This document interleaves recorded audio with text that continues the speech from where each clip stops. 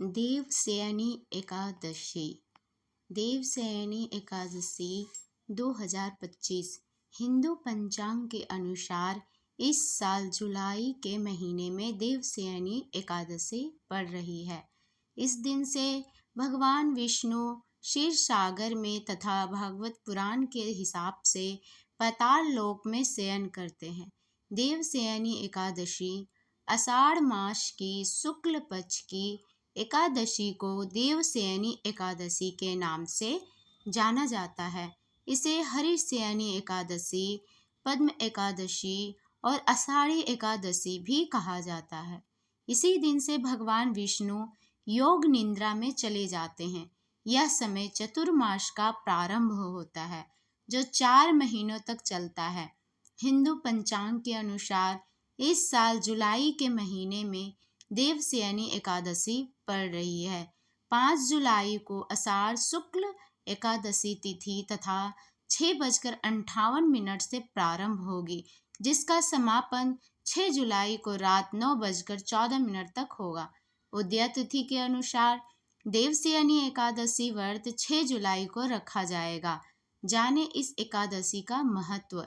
इस दिन से भगवान विष्णु क्षीर सागर में तथा भागवत पुराण के हिसाब से पाताल लोक में शयन करते हैं और फिर प्रबोधनी एकादशी कार्तिक शुक्ल एकादशी को जागते हैं।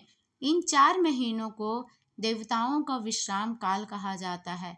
इस दौरान विवाह, गृह प्रवेश, यज्ञ आदि मांगलिक कार्य वर्जित होते हैं। देवशयनी एकादशी से जुड़ी कथा।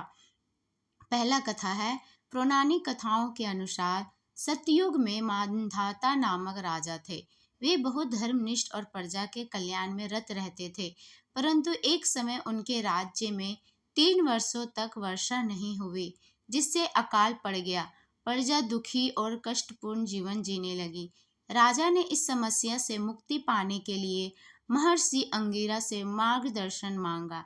ऋषि ने उन्हें बताया, हे राजन, यदि आप और आपकी प्रजा मिलकर आषाढ़ शुक्ल एकादशी का व्रत करें तो वर्षा होगी और संकट दूर हो जाएगा। राजा ने पूरे राज्य में इस व्रत को करने की घोषणा की। सभी ने श्रद्धा पूर्वक यह एकादशी व्रत किया। भगवान विष्णु प्रसन्न हुए और उस क्षेत्र में मूसलाधार वर्षा हुई। अन्न, जल और सुख शांति का संचार हुआ। देवशयनी एकादशी से जुड़ी दूसरी कथा।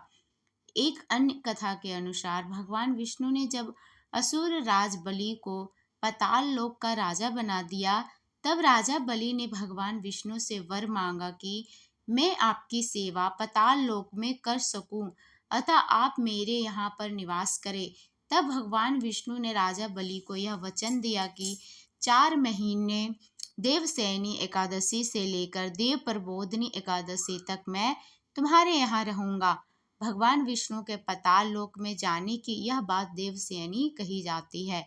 साथ ही भगवान विष्णु द्वारा दिए हुए वचन को संपूर्ण रूप से निभाने के लिए भी देवशयनी एकादशी का महत्व बताती है। एकादशी हमें अपने कर्मों पर एवं अपने वचन पर अड़िग रहने की प्रेरणा देती है। देवशयनी एकादशी से ही चतुर्मास प्रारंभ होता है, जो कार्तिक शुक्ल एकादशी तक चलता है। इन 4 महीनों में साधु संत एक स्थान पर रहकर तपस्या, साधना और सत्संग करते हैं।